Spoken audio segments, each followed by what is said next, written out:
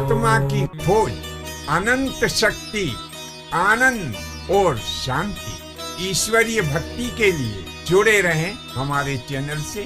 आपका अपना चैनल गुरु अशोक तिवारी। लाइक और सब्सक्राइब करना ना भूलें। धन्यवाद। जय माता की, जय परशुराम। श्री गणेशाय नमः। प्रिय बंधुओं, कभी कभी हम कुछ ऐसे कार्य बिना विचारे कर देते हैं जो हमें बिल्कुल नहीं करना चाहिए, क्योंकि बिना विचारे किए गए कामों से बड़ा ही दोष लगता है। अब लेकिन हमारी समझ से तो वे सब कार्य दान और पुण्य के हैं और उन्हें करके हम अपनी आत्मा में बड़े संतुष्ट होते हैं। हम समझते हैं कि हमने बहुत ही बड़ा कार्य कर लिया है। मेरा आप सबसे अनुरोध है कि जब आप कोई कार्य करें तो उसके पहले यह विचार जरूर कर लें कि कहीं हमारे द्वारा किए गए कार्य से देश और समाज को अथवा किसी जीव को कोई नुकसान तो नहीं पहुंच रहा है।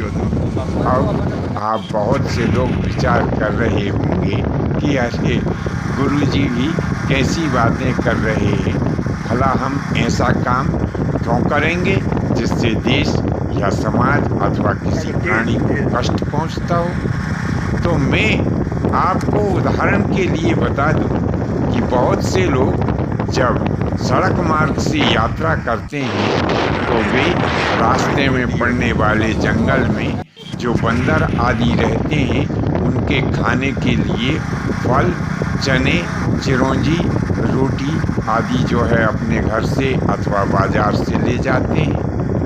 अब जो सामान लोग ले गए हैं उसे वे क्या करते हैं कि सड़क पर या सड़क के किनारे डाल देते हैं। अब आप यह कहेंगे कि इसमें कौन सी गलत बात हुई? अरे यह तो पुण्य का और दान का काम है, जीवों की सेवा का काम है।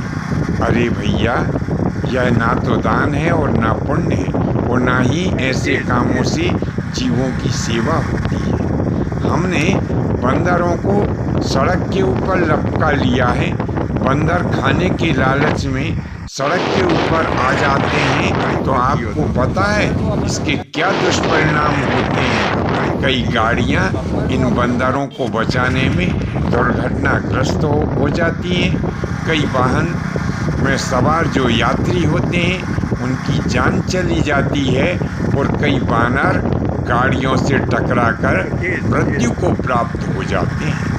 अब आप ही फैसला करें कि ऐसे कार्य पाप की श्रेणी में आते हैं, पुण्य की श्रेणी में आते हैं, कौन सी श्रेणी में आते हैं? आप अपने विचार नीचे कमेंट्स बॉक्स में अवश्य लिखें। यदि हमारे विचार आपको अच्छे लगे हों तो अपने इष्ट मित्रों में भी हमारे इन विचारों को पहुंचाएं। आज के लिए बस इतना ही। शेष अगले भाग में नए विषय के साथ में आपकी सेवा में उपस्थित होंगे। आज्ञा दीजिए। धन्यवाद। जय माता की, जय परशुराम जी की।